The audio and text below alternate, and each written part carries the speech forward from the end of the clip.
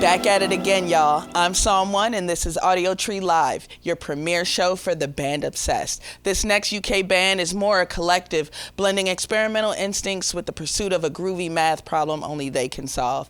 Ladies, and gentlemen, please welcome Ulrika Spacek.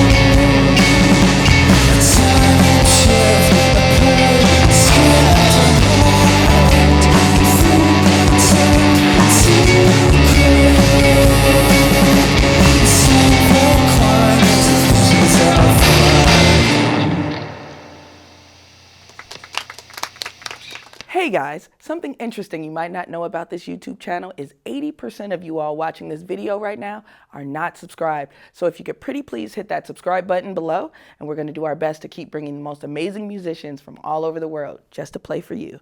All right, back to the show. Okay, yes, we are here with Joe, Reese, Callum, Sid, and Reese, Double Reese's, better known as Ulrika Spacek. How y'all doing today? Very good, thanks. Welcome to Audiotree. We're stoked to have you here. Y'all are starting off strong. I especially love Square Root of None. That's one of my jams. Cool music video, too. Go watch that music video after you watch this session. It reminds me of, like, the MySpace coding I used to do because I'm old. But who's responsible for that music video off the last song? We worked with a friend called Katia Ganfeld, and yeah, it was a lot of fun. We actually did 2 music videos in one day. So the song for Picto was recorded in the same place, and then yeah, a lot of editing, a lot of screen grabbing, and finding HTML code for our website. And That's great. How's tour been? You're on the first half, so you've had enough time for a little bit of shenanigans. How's it been on the road so far? Yeah, we've been having fun. A lot of people have been coming to the shows.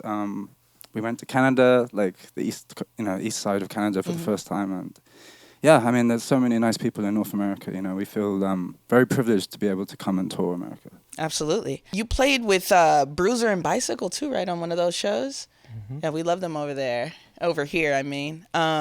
So when you're banging out these songs, how close are you trying to get to the studio on the road? Like, is that even a thought in your head, or are you trying to make sure you get it as close to the album as possible?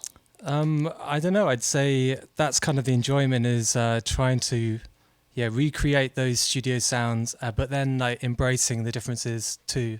I think like the way that this band writes is like we do a lot of stuff at home and in the studio. We're not really like we jam and record it and then we have the album. It's like it's built sort of like a collage. Sure. And then when we learn the songs live, that's how like the differences come out, but it creates nicer, like live versions of the tracks. It's sure. Like 2 things, Yeah. And quite often like at the end of the tour, we might do like a live session or something and capture those tracks, how they're sounding, how we're playing them live. And then you kind of like, you know, make a little print of the difference between the album and the live version. And I think that's quite a strength of the band. Yeah, absolutely. This band lends itself to the experimental, pop the trunk, sort of like get in there a little bit. Yeah, we can't always match the sounds, you know, so like if we can get something different, then that's cool. Yeah. So what's been your favorite track, and anyone can answer this, what's been your favorite track to play so far on the road? Anyone with any strong opinions? Yeah, I really like A Modern Low, which we're going to play next, Sure. actually. But, Yeah, same. Yeah, that's that was a really really my fun one. choice too. Yeah. Very different from any of the other songs that we've been playing so far. Absolutely. It's quite nice to you know, spend a bit of time with that song. And you were talking also about how, like, you're not always together. It's not always the case back home. But when you all return home, where are you going? Because where are each of you, like, living now? You're kind of spread out. Yeah, most of us are in London. I moved just outside London recently. Reese is in Stockholm. He's been there for a while now. It must be like 7 years or something. So yeah, sometimes we feel very much like a Dropbox band, you know, like sharing ideas that way. That's like our way of communication, you know. Next album title, Dropbox Band. Yeah, and like some insane WhatsApp groups. You know? Hopefully we get a free subscription to Dropbox. Drop the check, WhatsApp and I Dropbox. Drop the check. So how do you feel about the experimental music community in the UK these days? Are there some spaces that you feel that the corner of music really thrives in that respect? Yeah, I'd say so, absolutely. We're quite privileged to be based in a building called Total Refreshment Centre. And in that building, there are quite a lot of bands from Chicago are coming through. So loads of international anthem are coming through and doing loads of like gigs there and stuff. So Nice, small world. yeah, absolutely. Yeah, so it's basically they're based in London. So that's where we are as well. That's where we run a community studio. And it also happens to be about like 10 minutes down the road from Cafe Otto, which also is a very important venue for experimental music. And yeah, loads of different artists. And obviously in London, we have the privilege of having so many great artists at the moment. It's very inspiring. So you got like a hub going on. Absolutely, yeah. You've all had day jobs that keep you kind of fully creative, and I can attest to that, but I noticed some advanced science crept in there too. Reese, you're an experimental physicist? Yeah, that's correct. Yeah. I work in a university on a research project which is based around fundamental physics. Yeah, and so sometimes I have to go between that and straight to band practice. Sure, And that right brain, left brain craziness in there? Sometimes that works and sometimes it doesn't. I was going to say, how does that inform your creative process, if at all, but putting the things together and like kind of switching? Yeah, no, I think there's quite a lot of similarities between what happens, you know, in the lab and what we do in Ulrika. Ulrika is quite a technical band. Sure, So, yeah, absolutely. You know, there are moments where you kind of blur the line. It really does feel like, you know, you're taking some creative bits outside of physics into this, and it's quite nice, actually. Music is math, is science. Yeah. It all kind of blends together sometimes in a real beautiful way. Absolutely. So production-wise, you've damn near made a complete circle as a band by sampling yourselves. Can you tell us some more about that process and how you approached it? Was it like field recordings or kind of like just raw studio stuff? How did y'all approach that? Well, I think when you have multiple albums, it becomes a bigger thing to make it, you know, sit down and make a new album. So what you're trying to do is like capture that childlike creativity when you're playing around and you don't have no purpose of where it's going to go. And we just made a point of kind of clicking record, whether that meant like trying a new drum machine or something like that, and just try and capture loads of these abstract ideas that didn't link to anything else, but then part of the fun. I guess, you know, music should be fun, and when you're putting stuff together, there's always this like little second of excitement where you're like, is this going to work with this? And yeah, that just, it felt like it kind of opened things up for us because it didn't feel so pressure of sitting down and say, right, let's make the fourth album from scratch, you know. Yeah, we kind of, a lot of us just come from that whimsy, that excitement. And then, you know, we get opportunities and then you're like, you have to find that fun again, you know, and let the pressure go. So that's cool that you were able to like harken back to your old stuff. And I did read something about how you approach some of the drums, like sampling drums and putting it over live drums. It creates a whole different thing. So that's really, really cool. And I love the track. You're not playing it today, and that's okay. Weights and Measures, and it reminds me of that sneaky math stuff that, you know, sounds so good. I read somewhere that you said that song was a nightmare. Is that true? Yeah. That was horrible. Was it so many like little elements that you just had to place, or was it like a big idea that you were trying to I like think get it over was- that creative it was hump? like two main ideas, and one was in 6/8 at a certain tempo and a certain pitch or key, and then another one that was in 4/4, and it was a matter of like making it work so both ideas kind of worked together on top. And that meant there had to be a bit of compromise on tempo and a little bit of maths to figure out what would Sure. be the 4/4 and but once we kind of figured that out, that song suddenly felt easy. I don't know, the mixing was a bit harder. But From one hurdle jump to the next hurdle. I mean, we have a lot of love for that song just because it felt like it was kind of on the edge of our capabilities as producers and, you know, songwriters and stuff. So, yeah. You've got some touring happening all throughout the year, but individually, what are you looking forward to as spring and summer approaches? Definitely looking forward to playing Green Man Festival in the UK. It's been on, you know, our radar for quite a while, so like really happy that we're playing there for sure. And then later in the year, October, we're doing a UK and Europe tour, Nice. which feels like a long way off now, but it's going to come around quickly. Blink and it'll be that, yeah. And a few festivals in between in the summer, like going to the south of France, Nice. going to Luxembourg. So busy enough to, you know, keep us going, and excited for it. I'm Absolutely. quite looking forward to just sunlight. Yeah, right? That For would be sure. nice. Yeah. That's good stuff, yeah. So let's get back into the music. Thank y'all so much.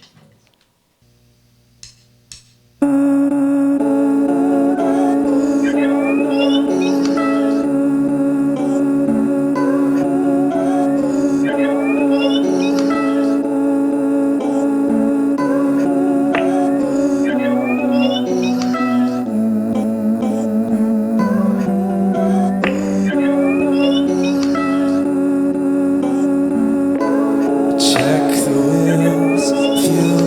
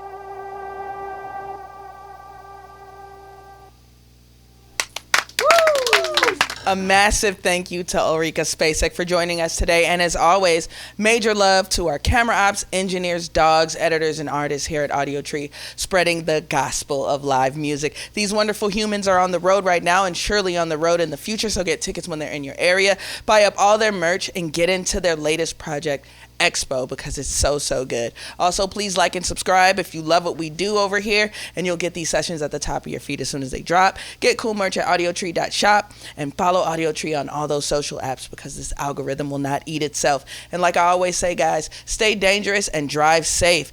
I'm Psalm1 signing off, and I'll see you next time. Peace.